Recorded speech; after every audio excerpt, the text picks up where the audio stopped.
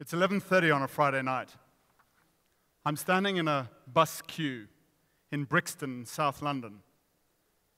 It's an area that has one of the highest crime rates in London. I'm on my own. I'm sober on this particular Friday night. All around me is noise, police sirens, music blaring, people shouting, the frivolity of a Friday night. I get onto the bus and I sit down. I can't quite put my finger on it at first. And then I realize it's very, very quiet. I can't help noticing the juxtaposition between all the noise outside and the quietness inside. And then I have this idea, this unusual idea, which is to get up and make a speech. The kind of idea you have on a Friday night, normally when you've had 10 pints of lager. But it wouldn't go away. You see, I was returning to South Africa.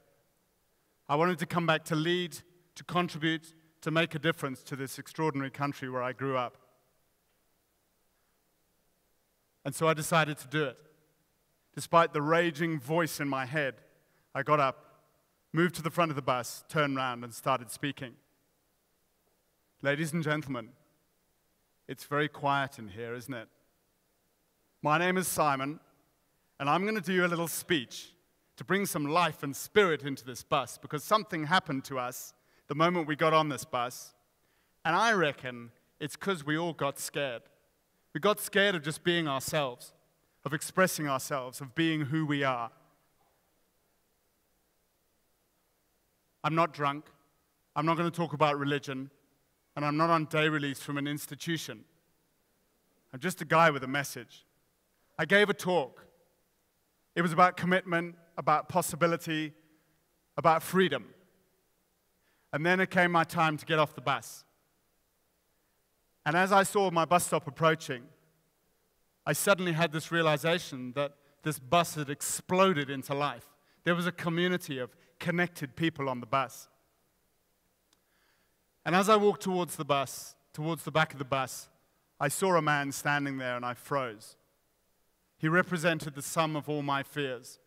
He was a tall man with a shaven head and a deep scar down one cheek. And as I got towards him, I could see he had a tattoo around his neck. It was a perforated line under which was written in big capital letters, "Cut here." He was looking right at me, with his arms stretched either side of the seats. I was quite unprepared for what happened next. He came towards me, leaned in towards me. I could smell the cigarettes and the beer and the garlic. And he waved his finger into my face and he said, "Mate, there's a lot of people are gonna think you're mad, raving mad. But don't ever, ever stop what you're doing. All right?" That was the edited version.